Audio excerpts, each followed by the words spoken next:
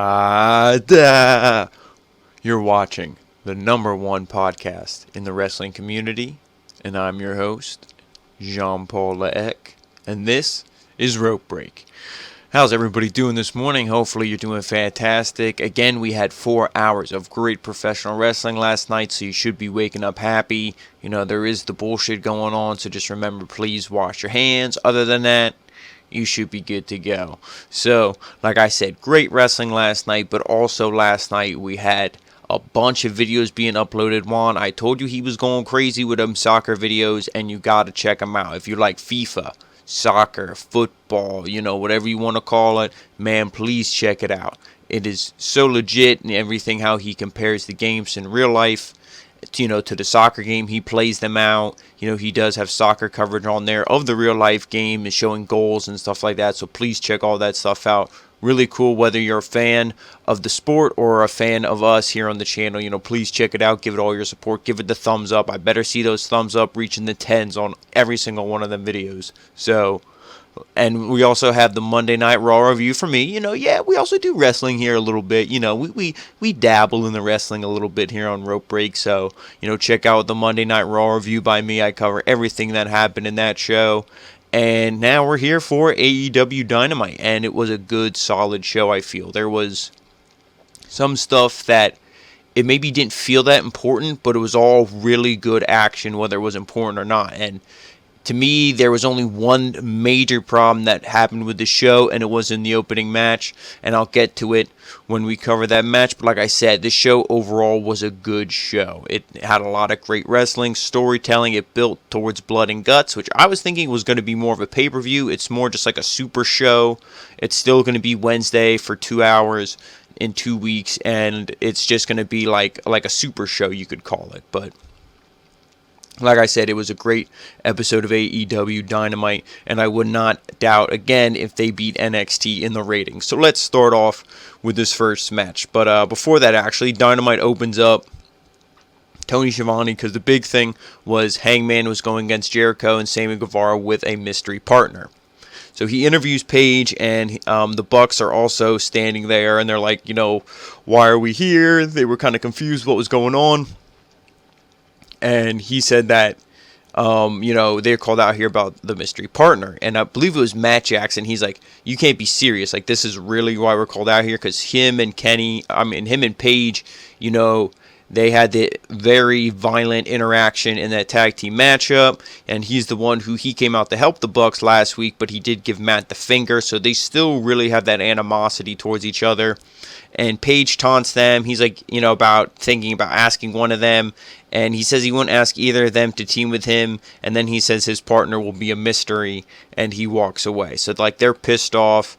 Matt says to Nick, he's like, you wouldn't really team with that asshole, would you? And Nick kind of just, like, no-sells it. He's like, you know. He's not saying he would, but he's not saying he wouldn't. So then we get into the first match, which is Ortiz. He comes out with Santana versus Cody Rhodes. And he comes out with Arn Anderson and Brandy Rhodes. So this was a good match, but this is where the issue was, and it wasn't actually with the match itself. But to start things, Cody takes Ortiz down at the bell, but Ortiz comes back with a headbutt. Cody responds with a drop kick, sending Ortiz into the corner. Cody attempts to whip Ortiz in the opposite corner, but Ortiz reverses it and charges right into a snap power slam for a 1.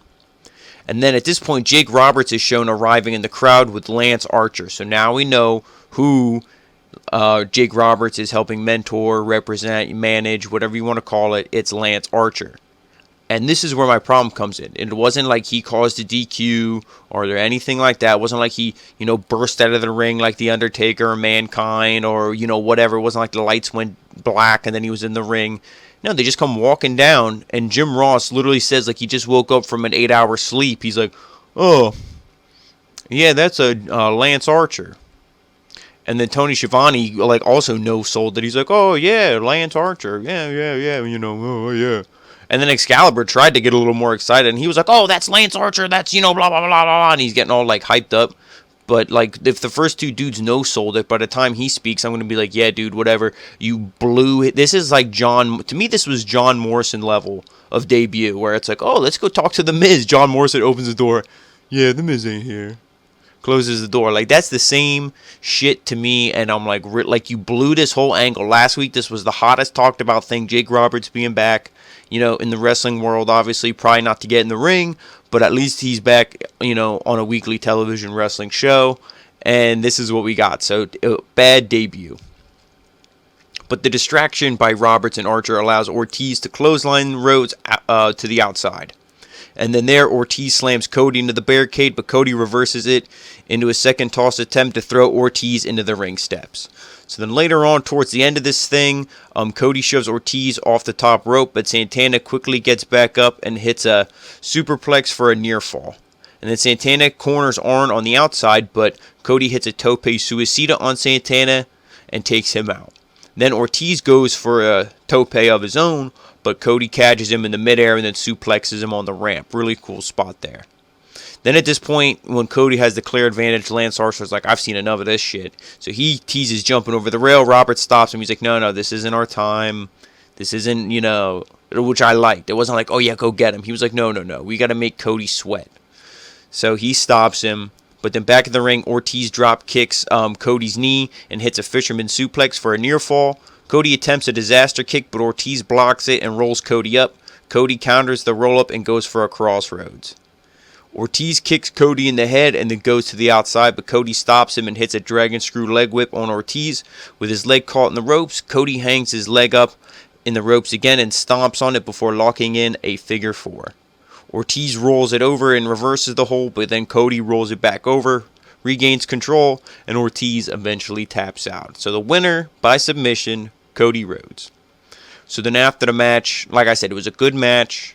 The only thing, and this was my only real problem with the show, is that it's Lance Archer's debut and he's done. I mean, he's not buried. It's not like he's over with. It was good that he didn't attack. To me, then it would have been, whatever. But I do like the Jake the Snake holding him back. Like, no, not yet. We got to bide our time. That was good. But, it should have been something where he came down at the end of the match and just stared down Cody.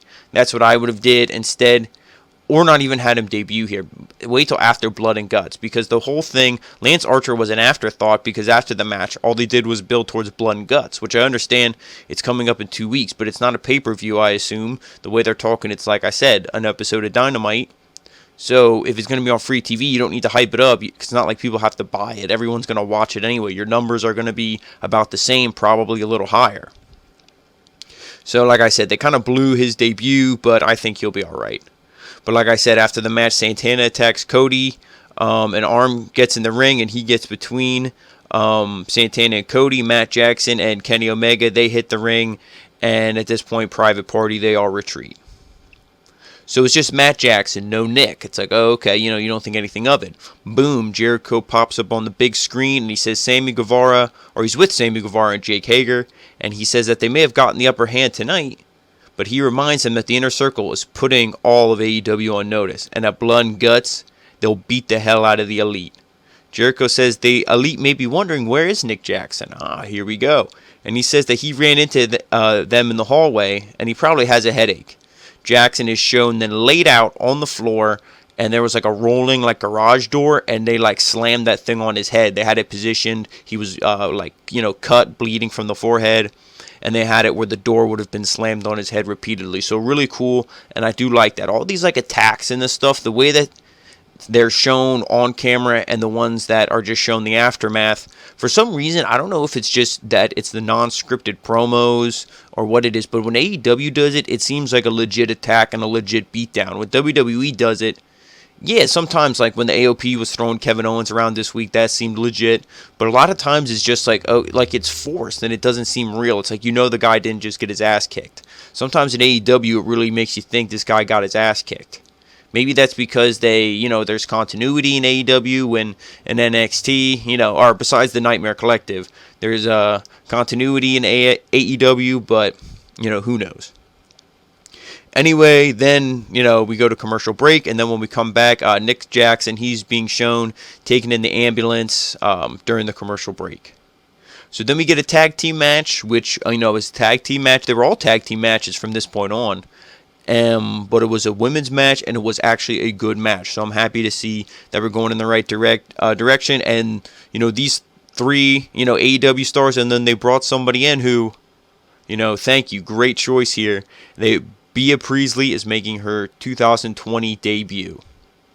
So we had Chris Statlander and Hikaru Shida versus Nyla Rose and Bea Priestley. So Priestley and Rose attack Statlander and Shida at the bell. Priestley tosses Statlander to the floor while Rose beats Shida down in the corner. Shida tries to fight back, but eats a shoulder block from Rose. Shida nips up to her feet and then shoves Rose. Rose then destroys her with some clotheslines. Rose hits a scoop slam followed by a leg drop for a near fall. And then at this point, Priestley tags in and the heels beat down Shida in the corner. Priestley hits a snapmare takeover and then a big round kick to her back. And then Priestley chokes Shida in the ropes and then hits a running face wash for a near fall. Priestley tags Rose and then she goes for a press slam, but Shida escapes only to eat a foot to the back from Priestley. Rose hits a vertical suplex for a near fall and Rose misses a clothesline and then eats a leaping knee from Shida as we go to the break. So then later on in this thing, Priestley gets back to her feet and hits a German suplex, but Shida gets back up and hits a Shining Wizard. Rose tags in and lays Statlander out before going to work on Shida. Rose hangs Shida up on the top rope and then goes for her guillotine knee drop. Statlander, pulls Shida to safely, and then Shida hits a missile drop kick off the top, followed by a double suplex from Shida and Statlander for a near fall. Shida goes for a brainbuster on Rose, but Rose blocks it, only to eat an enziguri, followed by a Michinoku driver.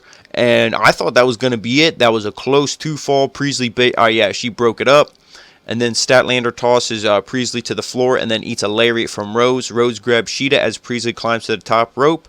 Rose goes for a beast bomb, but Shida counters with a Hurricane Rana and then a superplex on Priestley off the top rope. I'm getting these names all mixed up here. So then Rose destroys Shida with a spear and then a beast bomb for the pin. So it was a good match. Like I said, a good tag team women's match. Good to see Bea Priestley back. She's made her 2020 debut. Now, they did say she wrestles full-time in Stardom, so clearly she won't be here often. But to me, like I said, it was a great match, but the highlight of it is what happened afterwards. So afterwards, Priestley, she attacks Rose, beats her down, and then holds up the AEW women's title. She looks at it and then throws it on top of Nyla Rose as she walks away. So that was a whole big thing, is she looks like she is challenging for the AEW Women's Championship, and that should be a good match. I don't see her winning it because, like I said, they're not going to do the same thing like they did with Riho, put a part-timer as your champion, copying their stupid rivals, WWE. So I don't think they'll do that, but it should be a great match as well. The one thing with Bea, she's 23, and as good as she is in the ring, there was also a couple botches by her in the match a little bit. I mean, everybody has botches and stuff, but, she is young. Nyla Rose is also green, so I don't know if their match will really be that great, but just their characters and stuff on paper, I think it should be an entertaining match nonetheless. So then we get a vignette with Christopher Daniels, and he mocks the Dark Order's recruitment videos. He says that the Dark Order once had momentum in AEW until they stepped foot in the ring with SCU. I completely agree. The Dark Order was the hottest thing going into Dynamite, and then done. He suggests that the only people that gain from the Dark Order's help are Stu Grayson and Evil Uno. And he suggests that the Exalted One is just a smokescreen, and he isn't real. Daniels then challenges Uno and Grayson to singles matches, and he says that he will prove that there is no Exalted One when he beats both of them and no one comes to their rescue. So that I really liked. That was really good,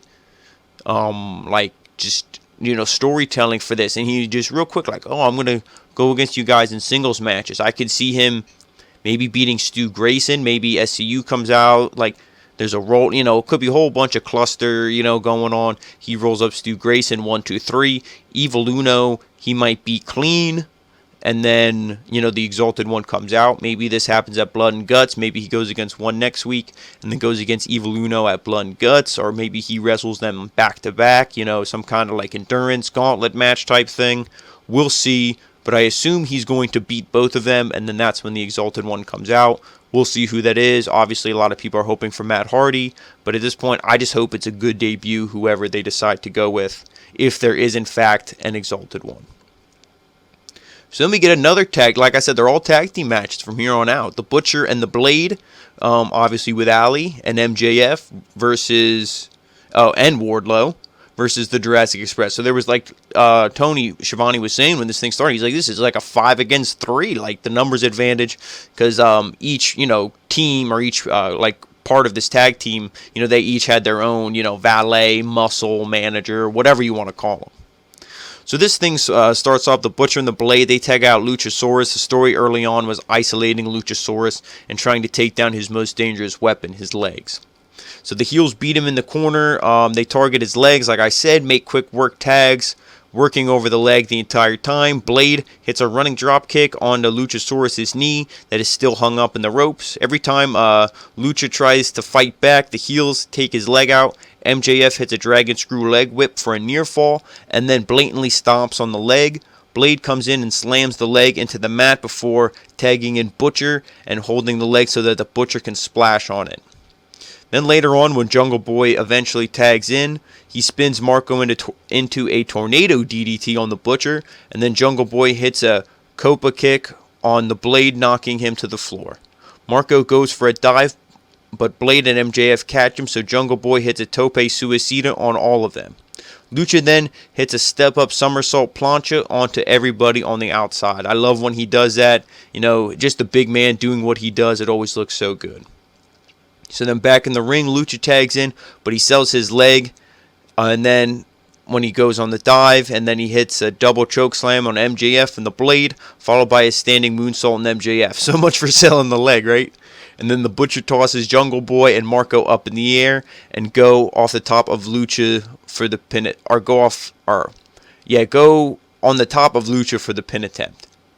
And then the Butcher and Lucha headbutt and strike each other with disgusting. They're really laying into each other. That's the one thing I really like. I said, the Blade, they always make him look kind of like the weaker of the two, even though the dude is jacked. But the Butcher, they do protect him, man. When he hits people, it is like he's up there in the top, I would say 3 for like striking in AEW, man. Like when that dude hits you, that's legit. This guy's a shooter.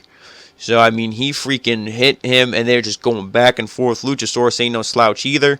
Lucha hits a knee lift and then a tail whip, but the Butcher answers with a big Stan Hansen lariat, and that's like the perfect thing.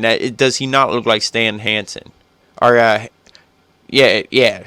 Like, just crazy. Like, just a resemblance, the mustache and everything. Great. So, Marco, he tags in, and he puts on the boots on MJF in the corner. Marco pulls MJF to the center of the ring as Jungle Boy climbs up top.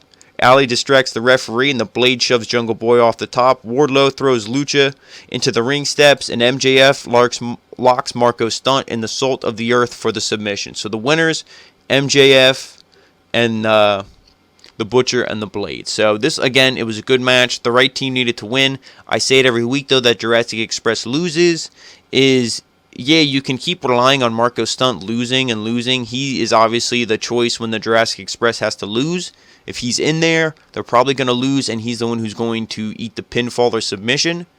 But you can only have these guys lose so much before it's going to be like the boy who cried wolf. It's like, we see Jurassic Express on the card. Yeah, they're going to put on a good match, but they're going to lose. Eventually when they do win, if it's the right opponent, the pop will be humongous, but until then, to me, I'm just going to view them as losers, but the right people did win here. The Butcher and the Blade got a good win, and they need that going forward. They are booking them better in, 2020 than they did in 2019. So that's, a plus. That's something I wanted to see. I feel a lot of fans wanted to see that, and I feel they're listening to what we want. So that's the one thing I will say about AEW. Maybe they didn't get it in the beginning, but they did say that they will listen to the fans, and so far they have been doing that. So then we get a vignette with Darby Allin, and he's shown wearing a Chris Jericho mask. He unzips I don't even know what it was, like a mannequin or something, and it has he unzips a bag, and it has like a mannequin with a Sammy Guevara mask on it in a body bag, and then he drags it. He gets in a truck and he drags it away. So, give me back my daddy. The Big Show. Check out the Big Show, Broken Skull Sessions, Rope Break if you haven't already. But like this, I like how the feud's not over. I like how it wasn't like, oh, he lost that tag team match and just whatever. WWE, if this was booked by them, this feud would just be over. That would have just been the blow off. Yeah, he lost in the 2-on-1. No, they're continuing this, and that's something I like to see. And to me, these guys are like, this is like the Andrade and the Rey Mysterio of like the mid card. Their match at Revolution wasn't as good as I thought it could have been, but like if you have a mid card title and these guys fight for it, they'll put on a hell of a show, and I'm glad to see that this feud isn't quite over yet. So then we get a Britt Baker promo, and at this point, I was like, maybe I should go refresh my water, make some more coffee, maybe go get up, go to the bathroom, watch paint dry, because it's Britt Baker. But this promo actually wasn't too bad. So she comes out for an interview with Shivani, and she immediately starts ragging on Utah. And she says she's seen a lot of BMI, fat people in the crowd with some poor oral health. And she also says that it's almost like they're in the middle of a giant family reunion because of how similar everyone looks. All the incest jokes and all that stuff. The crowd was kind of like boo, but they're also kind of looking around and like they did all look the same. So, she is right. I don't know. They got to agree with her there. And then she urges that everybody strives for greatness, and she suggests that everyone there could end up following their dreams of, being a plumber or a farmer or even a dental assistant if they try hard enough. So at this point, Big Swole comes out, and then she says that all Britt does is talk, and Baker says that she doesn't even know why Swole is out there because she has no relevance. She said the only person in your household that anyone cares about is your boyfriend. So Swole then points to the ring on her finger, and she's like, "We're married, baby." And the crowd exploded at that. I love that. That probably saved this whole promo. What Britt said wasn't that great. And, Big Swole, while she's not bad in the ring, she doesn't impress me. I'm not going to be like, oh my God, she's the greatest thing ever. Be like a lot of other people are. But that line right there gave her some extra points in my book. So then at this point, Baker tosses her coffee in Swole's face, and then she runs away. So obviously, that's going to be a feud moving forward. Hopefully, you get the winner of that. Maybe going against Hikaru Shida, or maybe their feud goes because she's the number one contender right now, or maybe they'll feud for a little bit. And then the winner of that will face maybe the winner of Bea Priestley and Nyla Rose, which looks like going to be the next women's title match. So then we get to see the debut of Death Triangle. Pac, Pentagon Jr., and Rey Fenix. And this is, again, the first time that they're all wrestling together for Death Triangle. I love it. Versus Private Party, Mark Quinn, Isaiah Cassidy, and Joey Janela. So Pentagon and Phoenix, they drag Janela and Quinn to the floor as Pac goes after Cassidy in the ring. Pac leapfrogs Cassidy, and they exchange some counters and reversals, and Cassidy caps it off with a drop kick. Pac runs Cassidy into the heel corner, and Phoenix tags in. He goes for a front suplex, but Cassidy blocks it and tags in Quinn. Private Party hit the crisscross and then hit the silly string. Pentagon is able to tag Phoenix before they can get a cover, and Janela tags in as well. Pentagon attacks Janela and runs into a boot and then a diving elbow from Janela. Janela hits a running clothesline, but Pac attacks him from behind. Cassidy runs in. He drop kicks Pac, and then Quinn drop kicks a charging Rey Fenix. Private Party hits double drop kicks on Pentagon. The heels roll to the floor, and Janela climbs up top and hits a plancha onto the Death Triangle on the floor. And at this point, I'm going to be honest with you guys, I'm like, what kind of debut is this for Death Triangle? They even saying on a commentary that people feel like Pac and the Lucha Bros have been disrespected here in AEW. I'm glad to know that Excalibur listens to Rope Break. That's legit, Excalibur. I didn't see you subscribe, though, so make sure you click that button, You and I were already on shaky ground here. Don't make it any shakier than it already is. But, like I said, this wasn't a good debut, I was thinking at this point, because the faces really dominated. And no offense to any of them, I'm a big Joey Janela guy, but to me, Private Party and Joey Janela, they're like a C. You know what I mean? They're like a B minus, a C plus. Death Triangle, to me, all those guys, they're like an A plus. They're like a 99, 100. They should not be struggling this much. But at the end, the heels did pick it up. So Pentagon hits a powerbomb onto the knees of Pac, followed by a stomp from Phoenix off the top. And Quinn was still on the knees. I thought this was like it was almost like a, triple tag team finisher. I thought this was going to be the end of it. 1, 2, no. Quinn kicks out at a very close near fall. I would have rather preferred somebody breaking up the pin attempt because it protects the move, because I think the move was super legit. But he kicks out, life goes on. Pac then tags in and hits a series of kicks onto Quen. Pac then goes for a German suplex, but Quen lands on his feet and tags in Janela. Janela tosses the Lucha Bros to the floor and then drags Pac onto the apron. Quen leaps over both of them with a somersault plancha onto the brothers, and then Cassidy dives off the back of Pac with one of his own. Janela hits a Death Valley driver on Pac onto the apron, and then Janela goes to the top and hits a flying elbow drop for the 1, 2, 3. Just kidding. For the 1, 2, Pac kicks out of the elbow drop, and then the Lucha Brothers throw Private Party into the apron. Phoenix hits a springboard cutter on Janela after Pentagon hit him with a super kick, and then the Lucha Bros hit the Fear Factor, a stomp combo, and then Phoenix hits the Tope Kongiro on the Private Party on the outside. Pac hits the Black Arrow on Janela for the pin. So the winners are Death Triangle. And like I said, they really dominated. I wouldn't even say the second half of this match. I would say the last 40% of this match. They really dominated, took over, and that's what I like to see.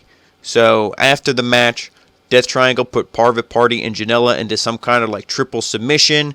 They almost had camel clutches, and then they had the arms stretched across their necks on some of them, choking them out. And then Shivani says that this is the Death Triangle itself, which I really like because they were kind of posed in that almost like a triangle, and I really like that line by Shivani. So at this point, the best friends hit the ring. They chase off Death Triangle. That is a perfect feud. Death Triangle needs to go over, but it's the three of them. Pac already has history with Orange Cassidy. The Lucha Bros have history with the best friends. They're all together now. This is a perfect tear down the house, best match of the night feud, and I'm really excited to see where this goes. So then backstage, we get a pissed off Dustin Rhodes, and he said he's tired of the Inner Circle thinking they could run roughshod all over AEW, and he's going to be Adam Hangman Page's partner tonight, whether he likes it or not. He said, we're going to kick some Inner Circle ass, and we're going to do some cowboy shit. And he walks off. Gotta love Dustin Rhodes. So then they go into the Blood and Guts, announced in 2 weeks, and then they said that it's a traditional War Games rules. Well, they didn't say War Games, but 2 men are in the ring for 5 minutes, and then a new person enters every 2 minutes. Only way to win will be via submission or surrender, and there will be a roof on the cage. So then we get a sit-down interview with Jon Moxley and Jim Ross, because they were mentioning how Jon Moxley was banned from the arena tonight in Utah, not because he did anything, but because for medical reasons so he could heal. So Moxley talks about the beatdown last week, and he says that the only thing he will say is he isn't feeling well. Moxley says that he challenged everyone, that if they wanted his title to come and get it, and that still stands.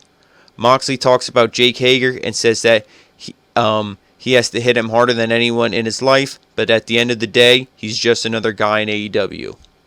And he says that he is blood and guts, so he wouldn't miss this show for the world. He says the Inner Circle tried to end his career, and they almost succeeded, but they didn't. He says that if the Inner Circle is as smart as they think they are, they should be scared. And that blood and guts with the elite, that means that Moxley is in their blind spot, and that's exactly where he wants to be. So he's going to show up at this, maybe because Nick Jackson is out. That could be the thing. Maybe they're like, Moxley, you're in. Maybe they do something like that, and that would be a legit thing to do. They could really sell this head injury from Nick Jackson. So keep an eye on that. Not saying you heard it on Rope Break, but you heard it on Rope Break. So then we get main event time. Sammy Guevara and Chris Jericho. And they obviously come out with Proud and Powerful and Jake Hager. The Inner Circle, is never far behind. Versus Adam Hangman Page and the Natural, Dustin Rhodes. So to start this thing, Guevara and Page, they go at it. Page lights up Guevara with some chops. Guevara backflips over Page, and then he eats another chop as he lands. Dustin tags in, and they whip Guevara into the corner, and they take turns with clotheslines, and Rhodes gets a near fall.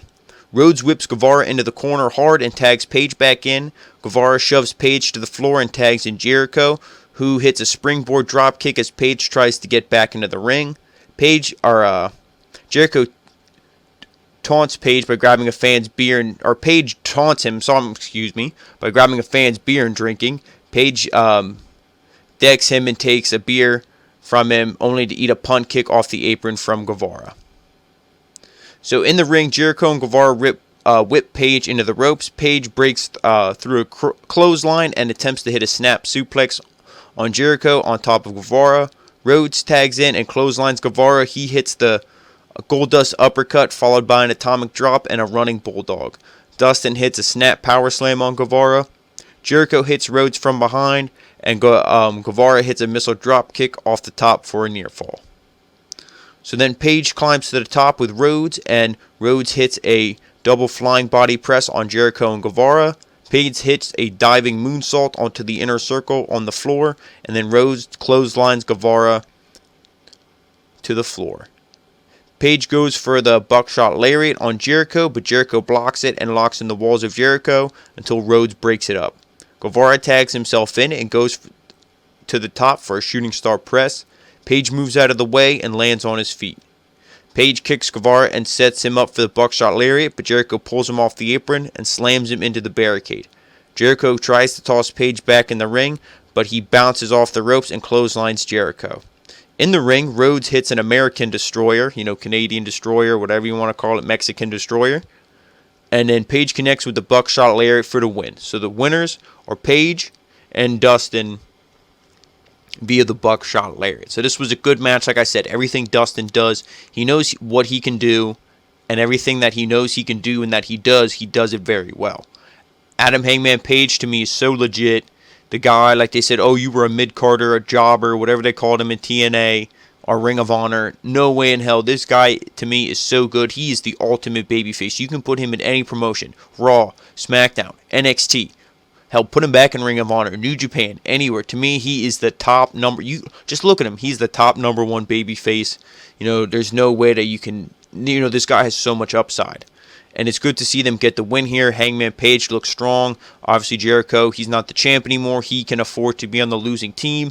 He did do the job, not himself, his team, even when he was champion. But to lose here, Sammy Guevara gets another loss. Like I said, life goes on. So then the Inner Circle attacks Page and Rhodes after the match. Omega hits the ring, but the Inner Circle beats him down. Jericho hits the Judas Effect on Omega. Cody runs out, and he gets laid out as well. Ortiz suplexes Rhodes on the ramp. Hager slams Omega's injured hand into the mat. The Inner Circle attempt to powerbomb Page off the stage, but Matt Jackson runs out to make the save. Page locks eyes with Jackson, and Jackson flips him off, getting some revenge for what Page did to him. Jericho then knocks both of them out with the chairs, chair shots to the face. He puts the chair over Matt Jackson. He sits down, and then the Inner Circle pose with him, and they flip off the camera as the show goes off the air. So like I said, this was a fantastic episode of Dynamite, besides the one blaring elephant in the room to start the show, and that was Lance Archer's, just to me, lackluster debut. There's no better way I can say it. But other than that, like I said, he's not dead, he's not buried, he's not the Fiend. I think I know he'll recover, he'll be fine. They'll put him in a meaningful feud. Hopefully he wins it.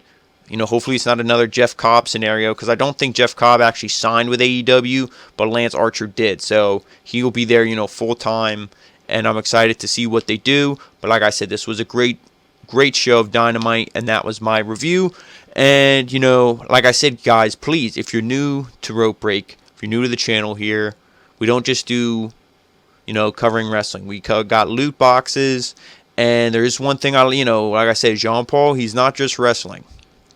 We like video games, we like all this other stuff. But I do the pro wrestling crates. Coming in June, there will be a Teenage Mutant Ninja Turtles exclusive set of 3 loot crates, and the first one, like I said, will be arriving in June. So we'll be opening that on the channel, and then they'll be coming. I believe the last one gets here in November, so I think it's June, September, and November these 3 crates come. And if you haven't, and if you're a Ninja Turtles fan, check out Loot Crate. We're not being sponsored, I'm not plugging them, but check out Loot Crate, because there's some really cool exclusive stuff I wouldn't want you fellow Ninja Turtle fans to miss out. But like I said, we have stuff like that. And I plugged them in the beginning, I'll plug them again. Juan has the great, fantastic soccer videos, FIFA, please watch all that. Give it the thumbs up. Like I said, I better be seeing, in the 10s, 11s thumbs up on those videos. And we also have the Monday Night Raw review, so check it out. And like I said, if you're new here and you haven't already, please click subscribe. Follow us on Facebook, Twitter, Instagram, all social medias. We post updates every day. A place to see a lot of stuff, a lot of updates as soon as we hear them is Facebook, but Twitter and Instagram are great places to follow us as well. So guys, we will see you later on tonight with the NXT review that took place live from Full Sail. Until then, guys, have a nice day. Adaaaaaaa.